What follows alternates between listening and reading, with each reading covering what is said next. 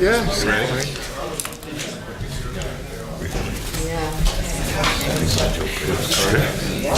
Oh, I finally sent you the unboxed info. Yeah, I just got it. Yeah, thanks. Skip my mind. There for No, a I. day. I'd like to call to order the March 8th meeting of City Council. All rise. I pledge allegiance to the flag of the United States of America, and to the republic for which it stands, one nation, under God, indivisible, with liberty and justice for all. Almighty and everlasting God, who presides over all things in heaven and earth, come and preside over these deliberations, so that those that make the decisions may be guided by your wisdom. Hey, good evening. Roll call. Mr. Barrett. Here. Ms. Gilbert. Present. Mr. Merrick. Here. Mr. Beluska. Here. Mr. Brooks. Here. Also in attendance tonight is Administrator Ted Wampel, Controller Darren Snyder, Deputy Administrator City Attorney Tim Henry, Assistant City Clerk Catherine Payne, and Administrative Assistant Lisa Sanfilippo. Okay. I'm going to do the welcome statement first. Okay. Good evening and welcome to all. Tonight's meeting is a regular session of City Council. Please turn off all cell phones. According to the First Amendment, this meeting is a limited or designated public meeting, as all regular sessions of City Council are. The chairperson is the presiding officer of the meeting. As a City Council meeting, specific rules and procedures of council are followed. The list below are examples of important council rules. They are not intended to be a complete list. Persons addressing the council shall limit their address to 5 minutes. All remarks shall be addressed to the council as a body and not to any individual member thereof. No persons are allowed to address the council from beyond the rail except the speaker at the dais, who has the floor.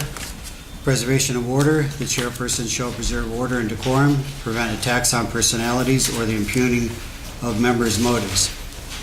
Points of order. The chairperson shall determine all points of order, and persons authorized to be within the council rail.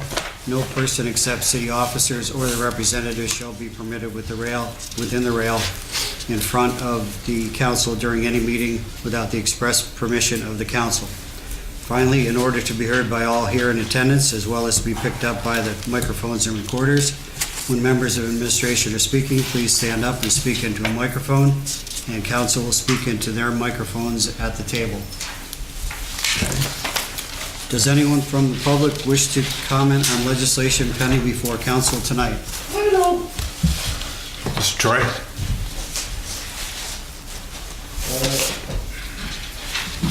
Yes, a couple of things here, even though it's a light agenda.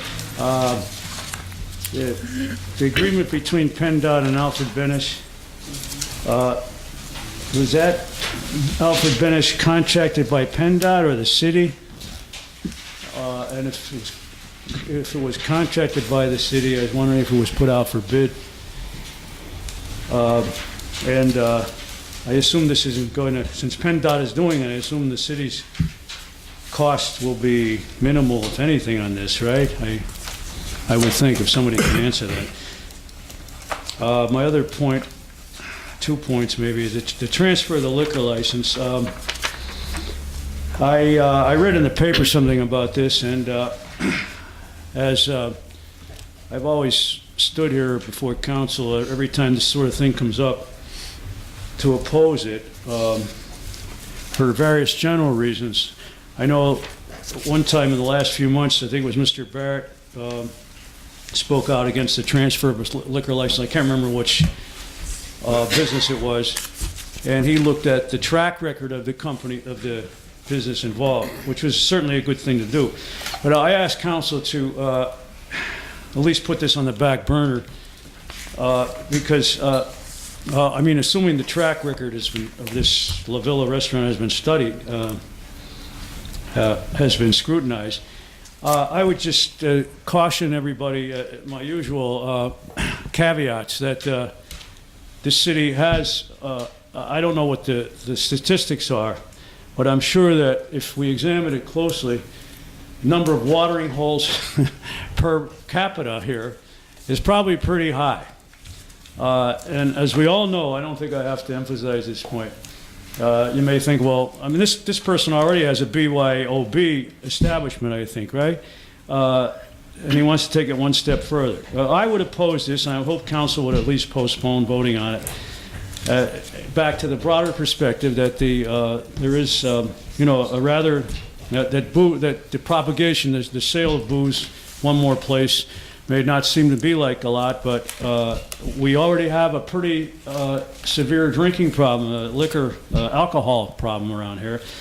I pointed out last time, I think it was, that the county, this county, Luzerne County, ranks something like 7th or 8th among 67 Pennsylvania counties in alcoholism or alcohol-related problems. And we all know that despite the best intentions and efforts on people's parts, that things can deteriorate and problems could occur, fights that can escalate easily into a lot of violence and more work for our police force as a result. And also that, you know, of course, domestic violence, drunken driving, the list goes on and on. I read in the paper the other day, I think it was in Wilkes-Barre, that somebody got excessively drunk and punched, I think it was Wilkes-Barre, I'm not sure, punched one of our police members, officers, or attempted to punch. And this is, I think, something that should be proceeded with a lot of caution. And I would actually urge council to vote against it if they had to take a vote, because of the broader perspective. No matter how good the track record is, it does add to the drinking problem. It may not seem large, but it is significant nevertheless. We already have had the last month, I think it was, the last meeting I attended, which was a few weeks ago, King's College, the restaurant that is in the King's College campus there, the Lions, I forget the name of it, is now going to be serving alcohol. So the number seems to be increasing, you know, in terms of drinking establishments, watering holes. I don't think this is a good thing, ultimately. And then a question on the remaining time in the file of council number 2 of the ordinance regarding the regulation of fees for Hollenbach. I think this is a good thing from what I read, but I don't know if somebody can enlighten me. I assume that the fees are going to increase here, because I've heard through the grapevine that this is a one hand washes the other situation down there, where a lot of people get to golf for nothing. I hope that might be rectified, you know, as well. I mean, because the city certainly can use the revenue down there. As you know, the mayor has indicated that, as far as I know anyway, that Hollenbach has been losing money over the last few years. That's basically all I have. Mr. Chardy, your first point, yes, PennDOT selected the design engineer. We'll pay for the whole thing? No, they selected the engineering firm. Correct.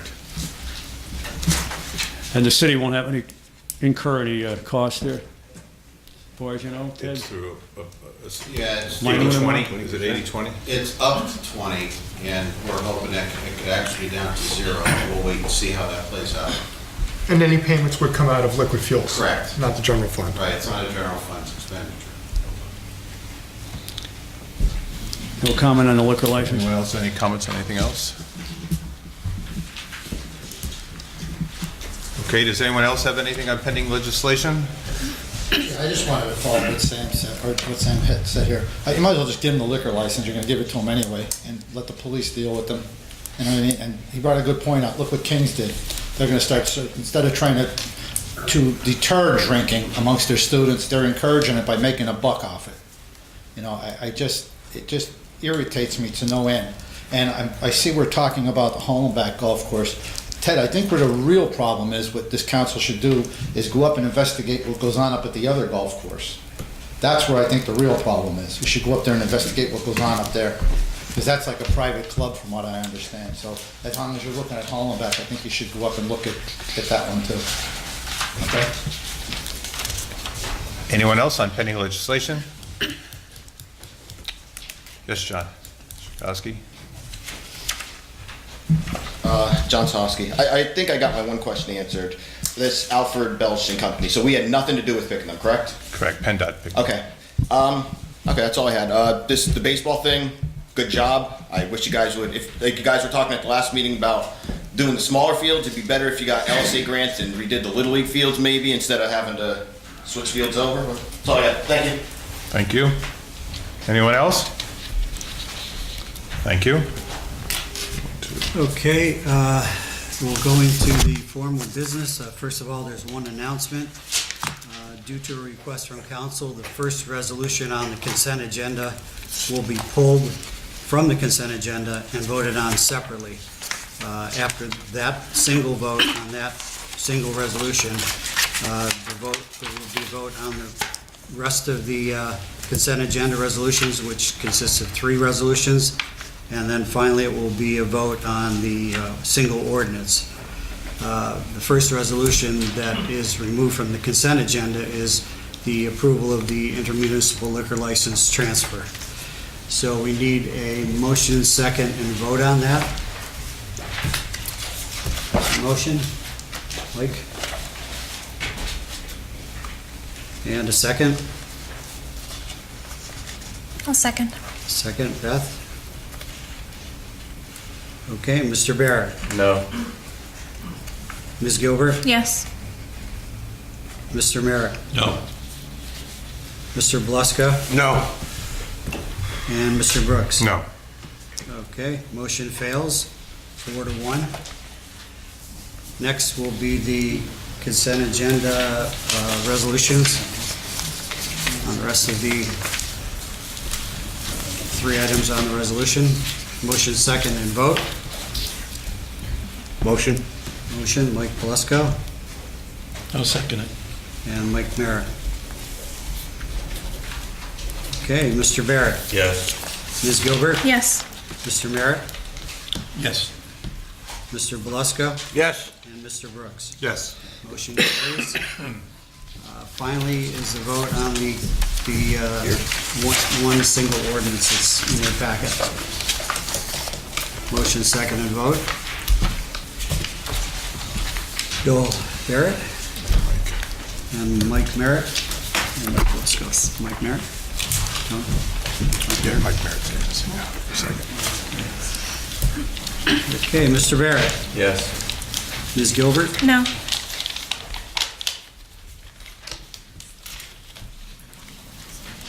Mr. Merritt, Yes. Mr. Beluska, Yes. and Mr. Brooks. Yes, and I want to make a comment. While I don't want to see any of departments lose money, I've gotten responses that we might be jumping up too much, and just something, I know we have another vote, so something we could discuss over the next week. That might be too much of a jump. I don't think we should be, obviously, 2010 was the last time this was raised, and I would have hoped that the previous administrations would have raised it a little bit every other year. Would make sense, I think, to most people. And to have a huge jump up at 8 years, it certainly isn't our fault. But I understand that you're researching all this stuff because PFM has given us the financial advice to do all these things in every department. So that's my 2 cents on that. Okay, All right. motion passes.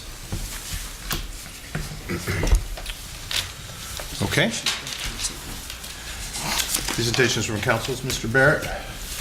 Just one thing since Tuesday, and it just came to me late this afternoon. It's in reference to Mayock Street.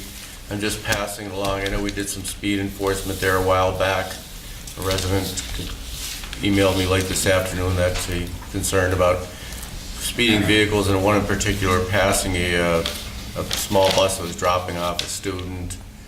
I don't know how that's happening on the street, to be honest with you. It's not in the best of shape, but if you could pass that along to the police department, we'd appreciate it. Is that that area right by Brazil? Yes, Heading up towards exactly, that? yes. I know we did some enforcement work there a while back, and that would be great. Also, if we can just convey that to the traffic committee to take another look. The recommendation was to install stop signs at Brazil and Mayock, but I don't know if the traffic committee would be receptive to that or not. If they could just look at that, that'd be great. Thank you. Thank you. Ms. Gilbert? Yeah, 2 things. First, I want to thank you, Ted and Butch, for your work on getting Ray's Electric on the list for demolition. That's a big, yeah, finally. So I just want to thank you for all your help on that. Next, if we can work on the Park Place building on the corner of East South and Park Ave there. That's been an ongoing issue for years, and I'd like to see that one come down soon. I agree. Or restored. Then also regarding the golf course, I find it funny because there's the things that you don't think you'll get a lot of pushback on and calls from residents are the things that you get a ton of calls on. I got a ton of calls this week about the increasing the fees. And from what I've heard, it's not so much that people mind the incremental increases from say $9 to $12 or the ones like that. It's more the membership fees, the $200 to $400. So I think that if we can come to some sort of compromise on that, I think it would be, I think that's something that we can work with going forward. I think that everyone agrees that it needs to go up. It's just a matter of how much at this point. So. We've said quite before, council will set it and pass it, so Yeah. we want to have a dialogue if you want to have, a little meeting with a couple of members and sit down and it's, because it really is council's call. Right. And whatever you feel is appropriate, we'll do it. What I can do is, I'll forward the ordinance as it is now to all 5 council members, and then you guys can discuss amongst yourselves and get back to me with what changes you want me to make, and then I can finalize. That's a great idea. The ordinance is the way that Tim has it typed up, is a better listing than what we gave you as far as that breakdown. Okay. And then we can go through and kind of move that. We've even already modified the senior rate. Okay. As we looked at that and we were talking, it just seemed a little high, maybe because it was 150, 250, and we were Right. looking to get it up to where everybody else was with the senior rate, but we've knocked it down to 300. But again, we're definitely open to discussion. We're not married to any of those rates. Okay. And just one question. Do you have any documentation for the golf course as far as how many people have annual memberships, city residents, non-city residents, or anything like that? Yeah, that you can. will have that. Okay. The records, believe it or not, are manual. Shocking. For years. You don't say. I couldn't believe that. I know Steve McCarski had asked us, how many rounds were played last year, and I took all 30 weeks and added them. So we have to. There's unfortunately they don't use a program for that. Okay. But we have 15, 16, and 17, so we can even chart that and see what the memberships have done in the last 3 years, and maybe that'll give you a. Okay, yeah, that'd be helpful. If you could be kind enough and share that with all of us. Certainly will. And I did reach out to Gordon Mann and VN from PSM. So they now have it to weigh in on as well. Okay. I will certainly share that with you for your consideration as to what you want. I mean, that's. Yeah, I know they had initial thoughts on it when they first presented their entire presentation regarding the golf course. Yeah. But I would like to see a more detailed analysis on The their one end. thing that popped out, which caught their attention, caught our attention, was the fact that we had that, the rate, and I was just talking to one of the residents earlier about it, that we have a rate for 9 holes at $9, and the rate for 18 holes was $9. I mean, it was a great deal, right? If you figure, if there were 11,000 rounds of golf, and if some of those, not done by members, were people playing 18 holes, on the daily rate, even if that was, 3,000 rounds, that's $27,000 if that was, if you're paying per 9 hole like that. So again, it's just something to chew on, and certainly we'll continue the dialogue. Okay, thank you. Thank you. Mr. Merrick. Nothing since Tuesday, Tony. Thanks, Mike. Mr. Barrett, Belisco? Just 2 things really quick. I do agree with what we're talking about here with Hollenbeck, and it's the only reason I voted for it. It's only on title only, not on terms. I do believe there should be a rate increase, but again, to follow up what we just talked about, we do have to sit down and really go over each item. But the other thing, Ted, to follow up on Crescent Ave, the city-owned property there, you were going to get with Butch. I know it was just in passing when I told you, but if you can get some kind of plan there for it.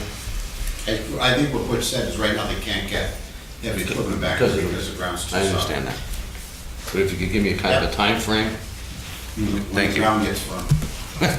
All right, thanks. That's all, Tony. And then I have further comments on Hollenbeck. So I would assume that this past practice of people using the course and not paying is a past practice, and we have mechanisms in place, like I surely shouldn't play golf for free just because I'm a city councilman, and I hope that's something that was in the past, that there's mechanisms at Muni and Hollenbeck that can't happen. So, I mean, I've not heard, I've heard it I've not really heard that at Hollenbeck, but, I mean, I think the current group there has a good handle on that, but it certainly deserves more scrutiny. I would assume if we had a software system that could count, that would be one way of checking it against money, revenues, and use. The money matches the rounds. It's just a matter of, you know, are the 3 rounds ever. I think even Wilkes-Barre Uni does list, you know, comp rounds. So you can see how many comp rounds. We don't have a column for comp rounds. Now, listen, don't tell me we haven't had a comp round. Right, okay. Thank you. All right. Can I just add to that? Sure. Sorry, yes.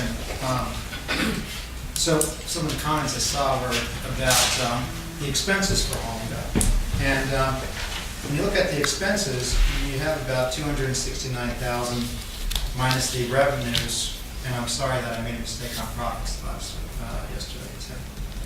Revenues of 108. So it has an ending balance of like a shortfall of like $160,000. About $67,000 of that is added to the expenses as salaries, but those salaries aren't solely going towards the golf course. So golf course is only open for several months out of the year. So the other parts of the year, those salaries are going towards DPW. So it's important to note that there may be, you know, in excess of like $30,000 of salary expenses on here that aren't necessarily going straight towards the golf course. So, you know, going into fees for the golf course, it's a public asset that we have in the golf course. They're just the same way as we have basketball courts and tennis courts. And we don't recoup all the money that we spend on those items. So to have like a zero balance, you know, it may not be reasonable to have that expectation when we come into these discussions. So smaller incremental increases may stop the, you know, people from not attending like the course. You know, we don't want to see a drop. We want to see an increase in enrollment. So maybe more programs that we could have at the golf course. We could have like a grant for a driving range would be a huge asset for that golf course, in my opinion. But also, even if we had more programs for children, if we could have like better, you know, programs so we know when it's available, we can offer like a camp during the summer for kids to increase the enrollment, increase people using the golf course. But just so you know, the accounting, the way it is right now, doesn't reflect the total costs. And just want to make sure you know that when you're thinking that you have to get such high returns, and we don't have to increase them that much. Thank you. Thank you. I think your idea of golf camp for kids would be an awesome thing to try to do. Yes. Yeah, so, and I agree with what he said. If you look back in the previous budgets, the problem is Hollenbeck was never removed from the parks budget. It was all part of the parks. So we've made attempts over the last 2 years to, you know, separate the Hollenbeck expenses. And he's right, the problem with some of the salaries is that, you know, for example, the guy we have designated for handling chemicals and spraying the course, his salary is designated to Hollenbeck. But right, in the wintertime, he's not doing that. And if you look at last year, some of those it was because of the storm, right? These guys have significant overtime. You know, Dave Iskra, the manager, had significant overtime, but it was assigned to Hollenbeck because that's his area. So he's absolutely correct. So that's still a way to try to, you know, fine tune that. And then as far as the fees, we're not trying to, you know, close that gap 100%. There's no way you can do that unless you raise it ridiculously. But what you heard as a council last year, and what we heard from the public as we were going through all the financing, was, you know, this is an asset that's losing money, and there's got to be a way to help, you know, cut that deficit. And so that's why when we looked at it with PFM, one of the things we looked at is rates hadn't changed in quite a while. And then when we pulled in some of the courses, you know, and found out that, you know, they really were on the low side, And then, like I said, that thing with the 18, that's the one that sticks to me. But that's the one where, you know, we looked at, you know, theoretically, you look at it because that could be like a $27,000 to $30,000 swing just on getting the right rate for 18 holes. So, yeah, small thing here, but, you know, I think it's great we're all working together on it. So, we'll go for every side. Okay, public discussion. Mr. Magda.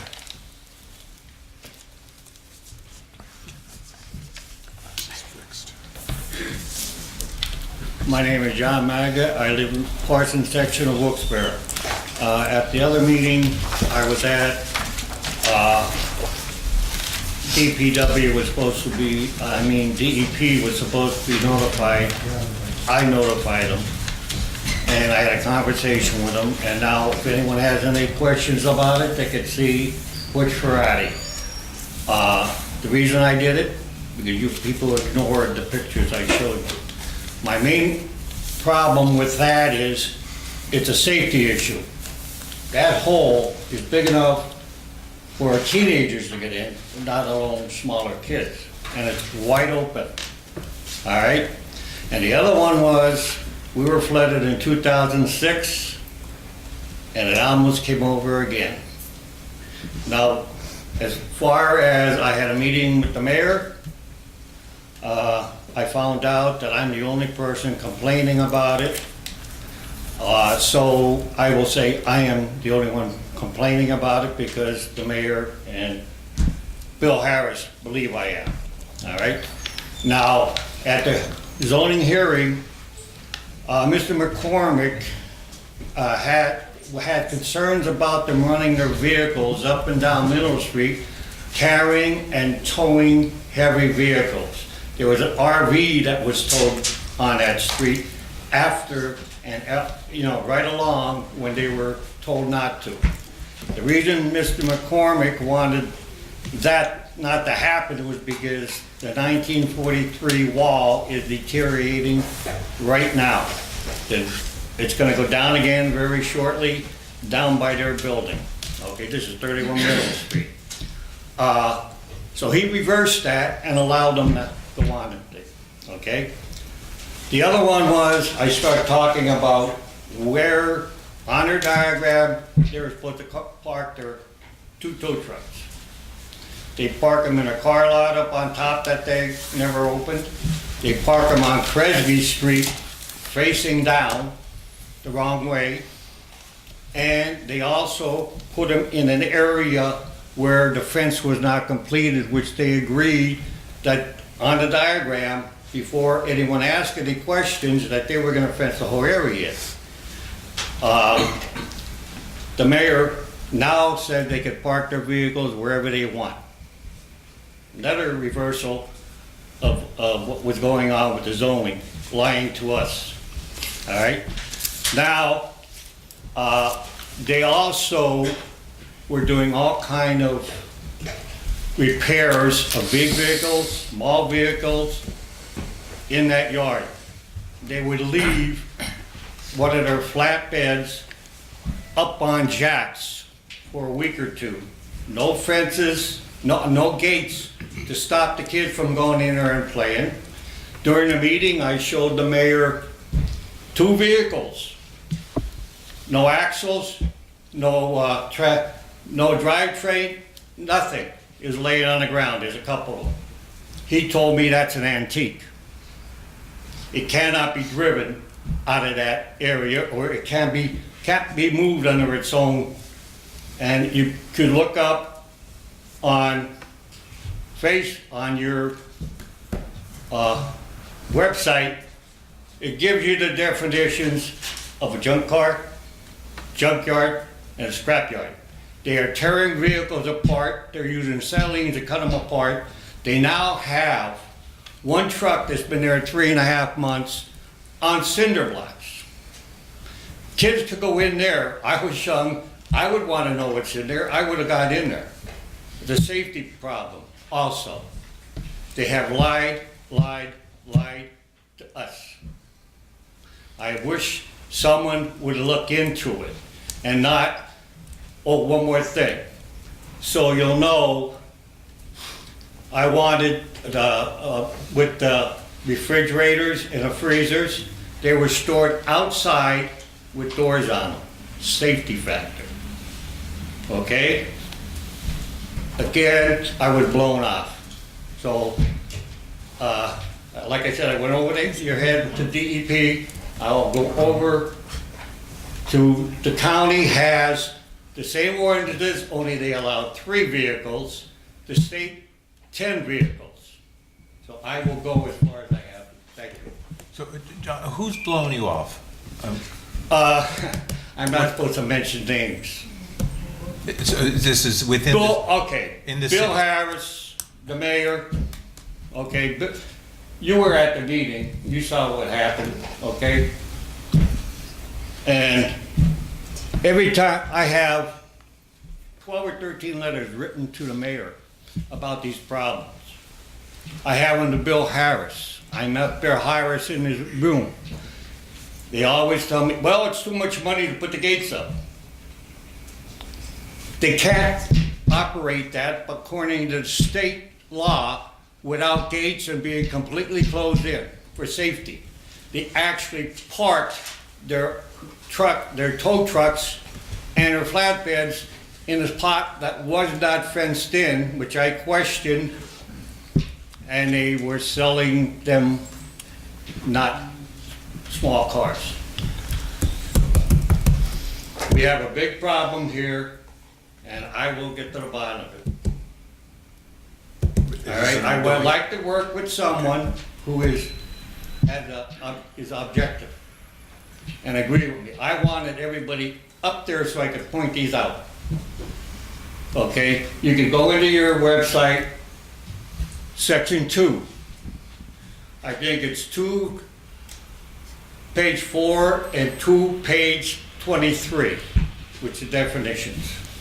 There's also a lot of other definitions in there, but that's a scrapyard now, not a junkyard, because they, with acetylene torches, they cut a truck up, all the frame. All right? They're taking engines. Oh, one more thing. He said they were gonna clean it up. Okay. There's an ongoing conversation here? Okay. All right. Thank you, sir. No problem. John Stokowski?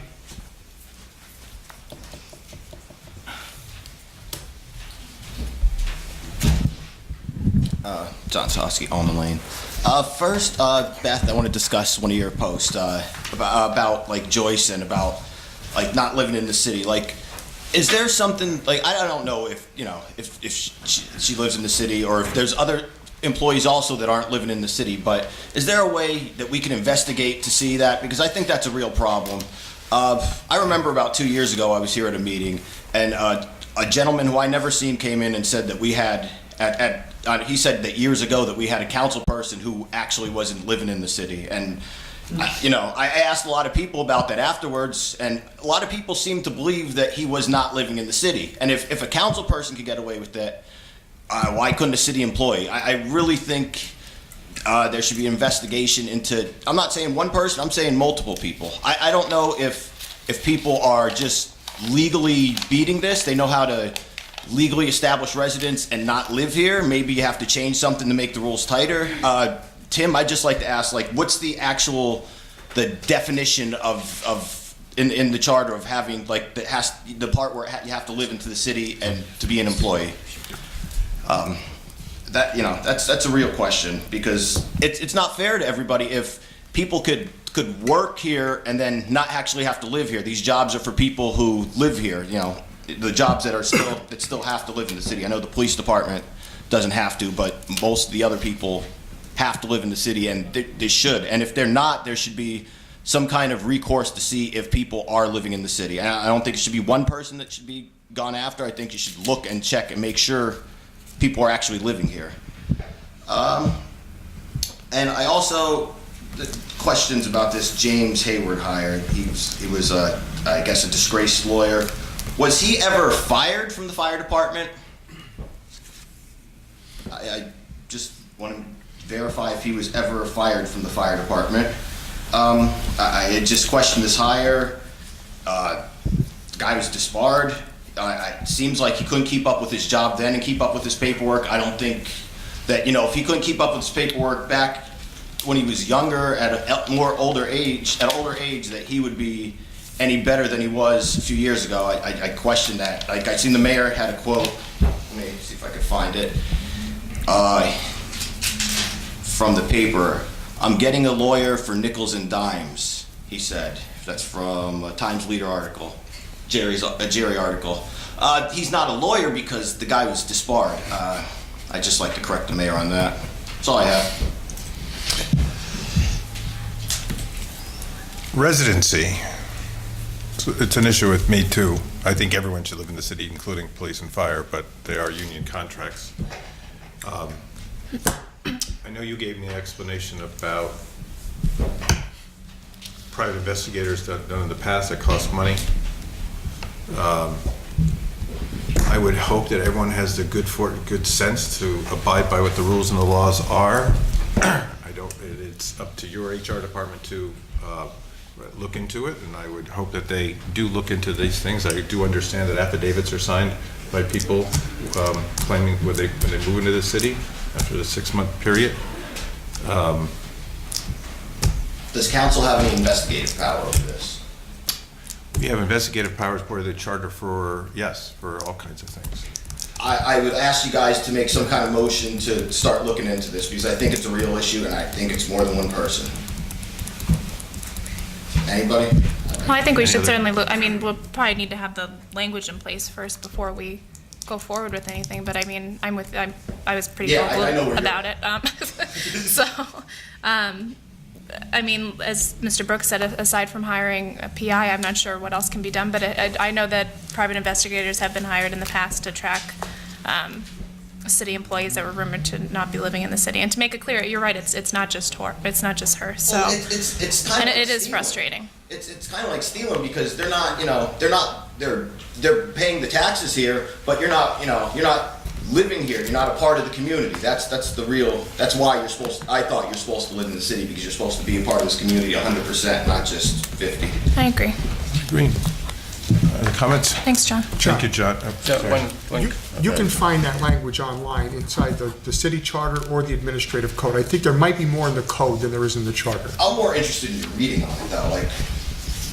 Like what your opinion, your legal opinion is what I'm more interested in. Okay, well, give me a call. Okay. Thanks, John. Oh, wait, anybody, was this James Hayward Jr. ever fired from the fire department? Is that? Disability. I can't, it's not audio. I can't hear that. Anybody? Mr. Barrett?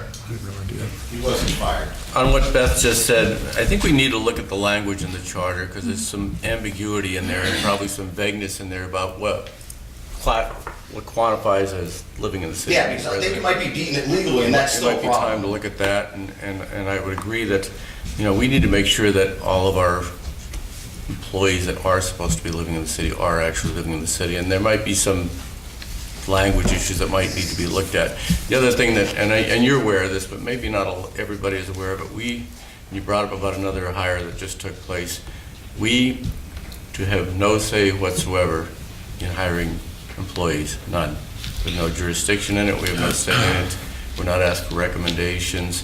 So it's all the more important that those places that we do have some control, such as this residency issue, that we make sure that that is as tight as can be. That we do have a say in, and that it is followed. And thank you for your bringing it up. Thank you, Mr. Elmy.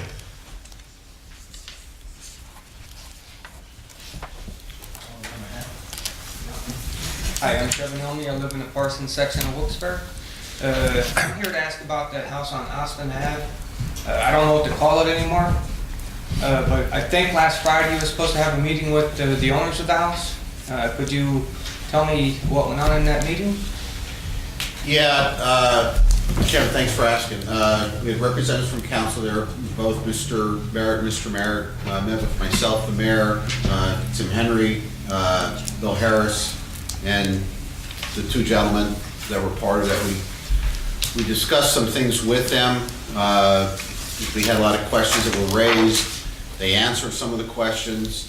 We, at the end of that, concluded that there needs to be a dialogue with some of the things that we've heard from the residents and with them directly. So what are we calling this house now? What is it? They were clear on that. They said it's not a halfway house. I'm just quoting what they said. It's not a halfway house. It's not a recovery house. It's more of a faith-based transitional living for people that are having some issues, personal issues. And that's one of the main points that we need to continue discussing, because it didn't really fit into anywhere. Right now, it's operating as a rental property. They say there's no treatment going on, there's nothing like that that's happening there. And so, I forget the exact term, it was some faith-based type. Yeah, I don't remember the I don't exact have word the either. file with me. What came out of this was that we really need to sit down with the things that we've heard from the residents and what we're hearing. There needs to be a direct dialogue with them. Other than, you know, for example, you telling us and we telling them, we need to have this dialogue. So they've agreed, and we're waiting. I think tomorrow was the deadline we gave them to let us know their availability.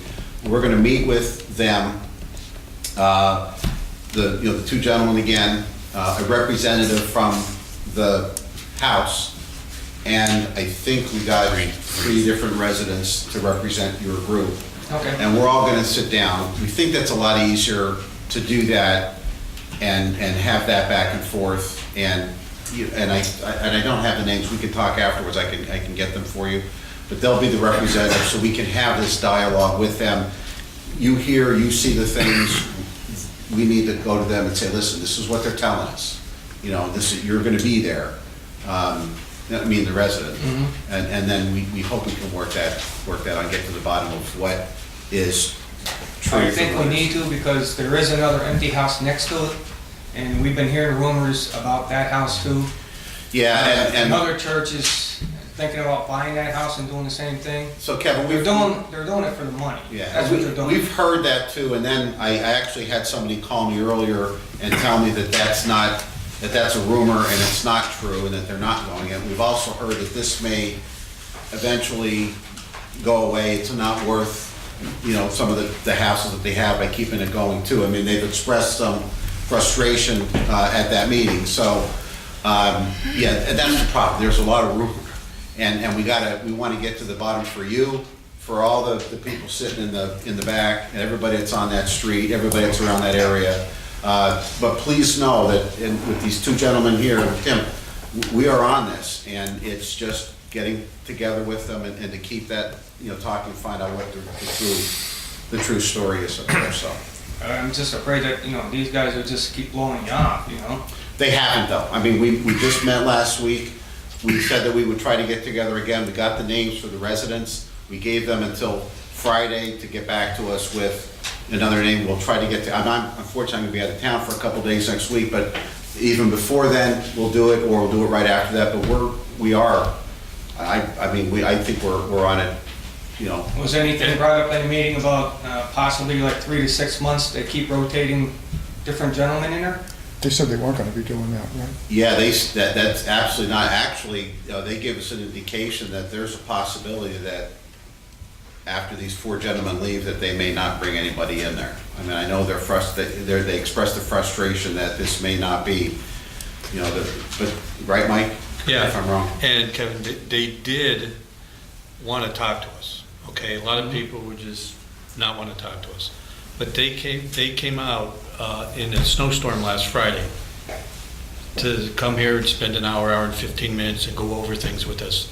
And they were anxious, and they want the back and forth. They want to talk to the neighbors. I'm not defending what's going on in any shape or form, but there's a willingness there to have a peace in the neighborhood.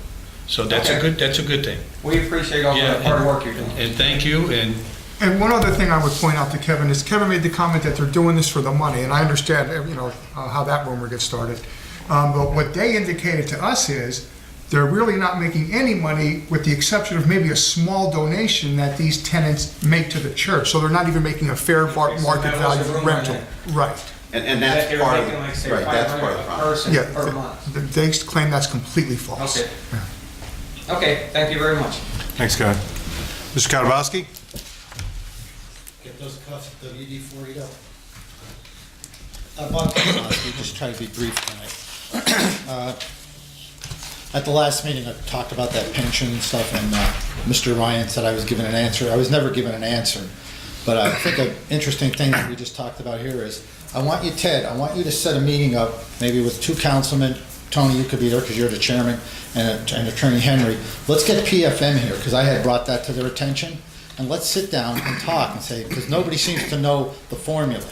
And when I did talk to Carl Frank years ago about that pension, he goes, Bob, let me tell you something. You might not like what we're doing, but until somebody tells us it's illegal, we're doing it. He don't even know how they're doing it. So we're actually, when you talk about revenue streams and increasing fees in this, we got to get to the bottom of this. And I think I did bring it to PFM's attention, and they're interested in it. But let's set a meeting up with them, and let's go right back how this all started basically 27 years ago, and let's get this thing solved. Solved. We have to solve this pension thing, because the people that are in negotiations right now that are going to get hammered the worst with these cuts they're proposing, you know, they're outraged over this. Why do they have to work all those years, which I've said 10 times here? Nobody has the formula. How do you count part-time service towards a full-time pension? So let's get PFM in here, and you tell me when they'll be here. Ted, I'll come in here. Maybe you, Mr. The 22nd, right? Maybe you could be there, Ted, and whoever else wants to be there, so we could finally get this thing taken care of and get it finalized and stopped. Okay. Now, I'd like to talk to you about this hiring of James Hayward, and I like Jim, nice guy. This is worse than Joyce Sikowski Marash or whatever her name is, who, by the way, yesterday insulted me. What garbage truck did you come in here with? Look at your hands, how dirty they are. Well, maybe she should go out and work like I have to work. I don't make nowhere near what this lady's getting on a salary. And the way we could end this thing with Miss Sikowski or whatever the hell her name is you said that you have subpoena power?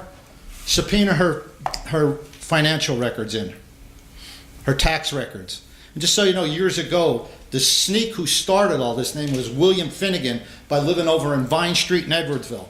And we had him under oath on the stand, and my lawyer, Attorney Joe Yeager, said, "Where do you live, Mr. Finnegan?" And his face melted. There he was, a sneak all those years, admitted he lived in Edwardsville. And this is really a sad thing. Another thing I want to talk to you about is the police department. That officer who's suspended, now he's not suspended, he might be suspended, he's not sure what's happening, but I'm looking at extortion, official oppression, basically blackmail, that if he doesn't sign off, that he won't sue them, that he's still going to get his suspension.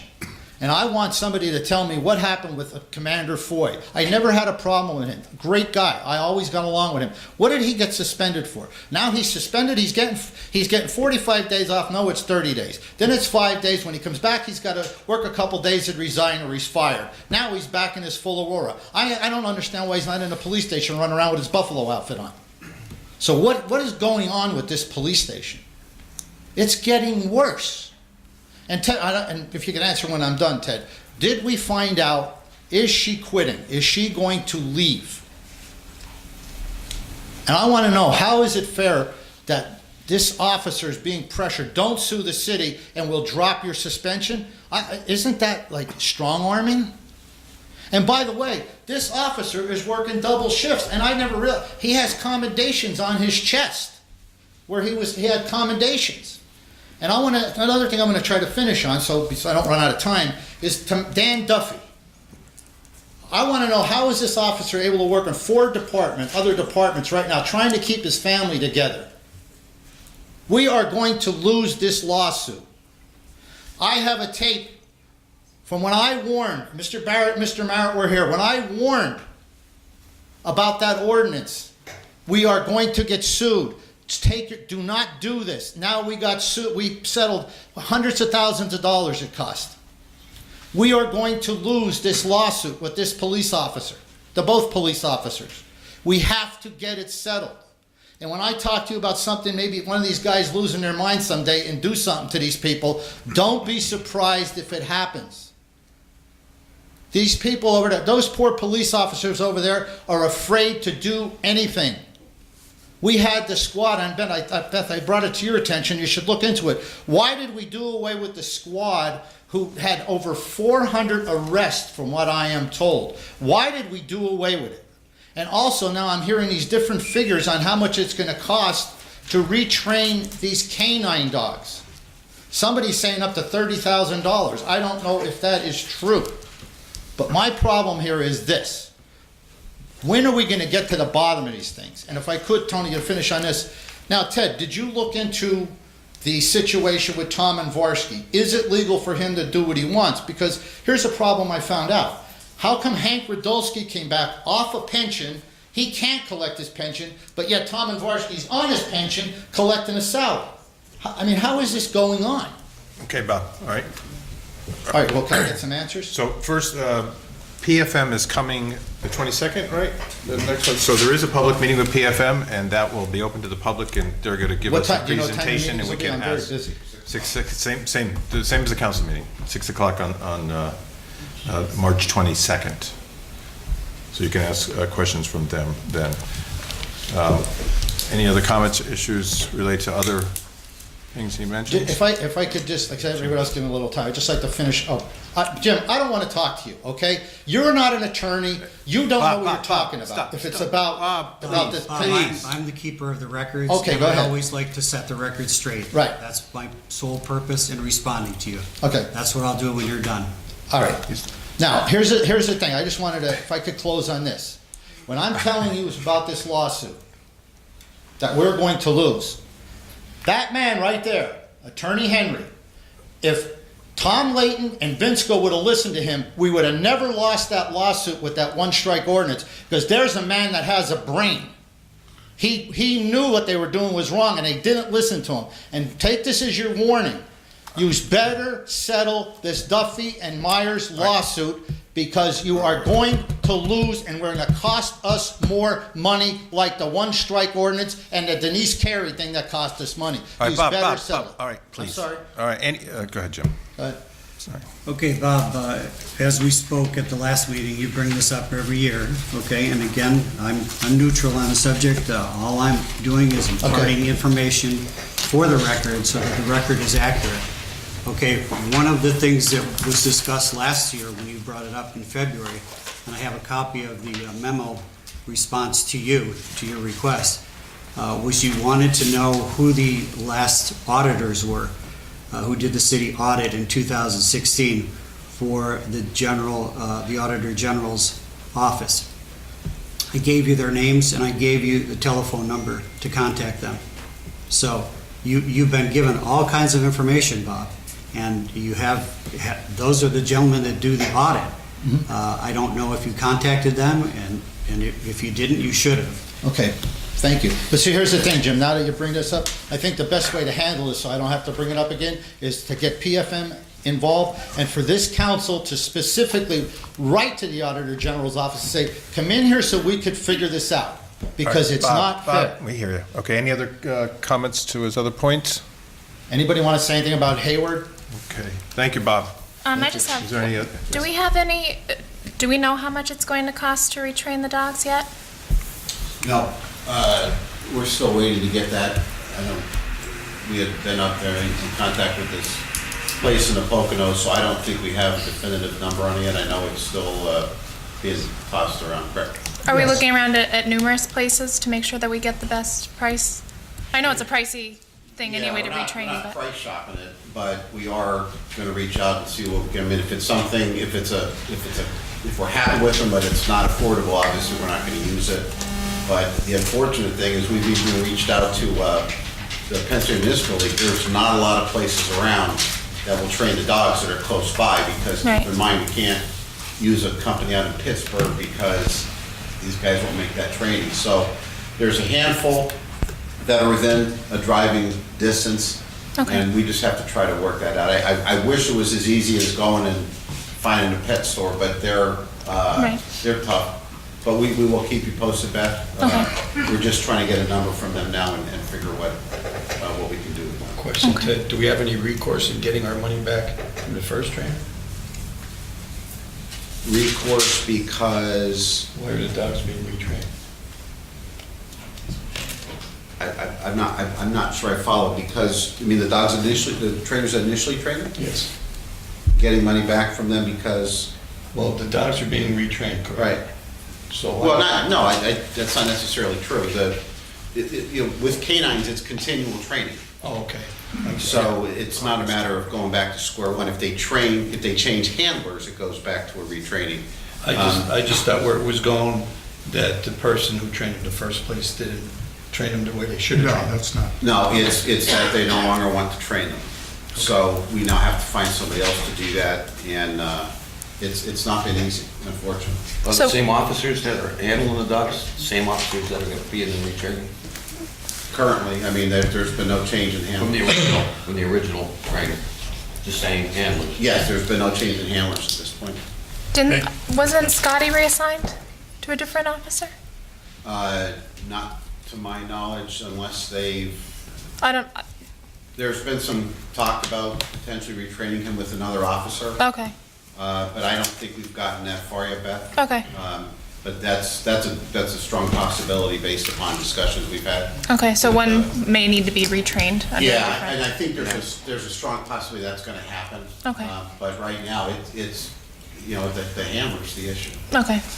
Ted, can you answer that about Dvorsky and Jim? Could I have a copy of that, the two guys, their names? I gave them to you last February. Well, I don't have them, so can I have them again? Would it be much So you trouble? never contacted them? No. Okay, sure, I'll be happy to. All right, thank you. Ted, can you answer that about Dvorsky? So I don't have the information at my fingertips right now, Bob, but if he was a police officer before, that's a different pension, and he's currently not part of that, under that part of city government now, so there would be two different units. Is it legal?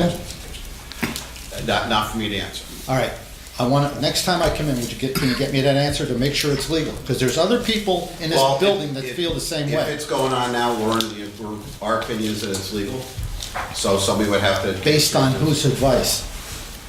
It's, Based on whose From the advice? Pension board, I would yeah, imagine. from the pension fund.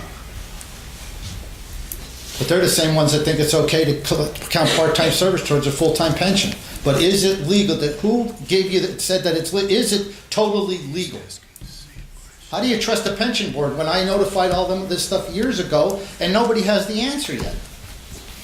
Okay, Bob, you have received the same answer, so that's the answer. All right. Mr. Brooks, before you- Yes.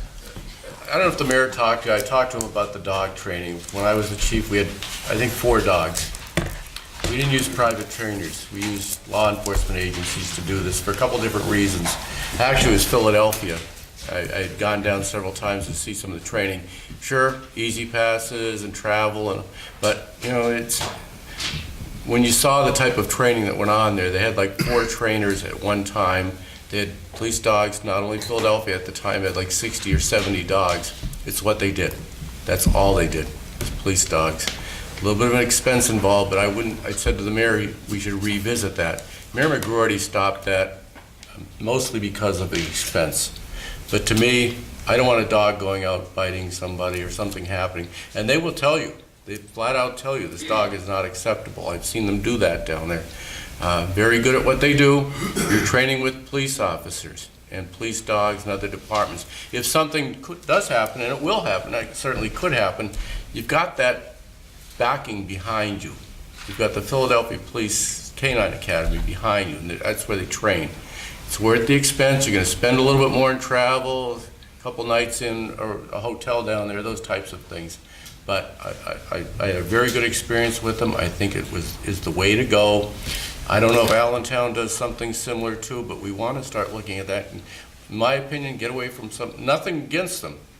Dog handlers, if I want to take my dog there and get trained, yeah, that's great, but you're talking a whole other animal here. These are police dogs and working dogs, and to train with the police department and the police academy, and that's all they do.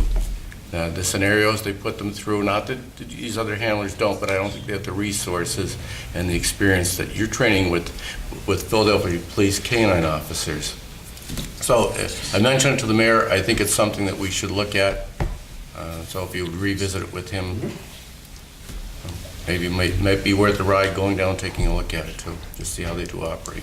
But They were receptive to working with us. There was a fee. They didn't do it for nothing, but I think it was money well spent.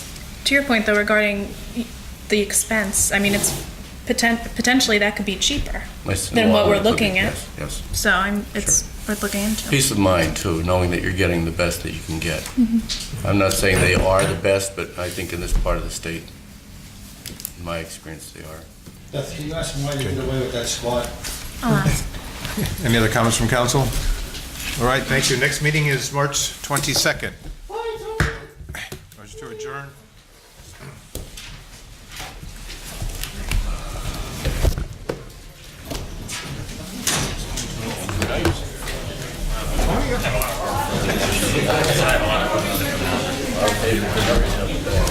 Depends what you're asking, I don't know how long on record. I get caught up from the I'm retired. Like, from the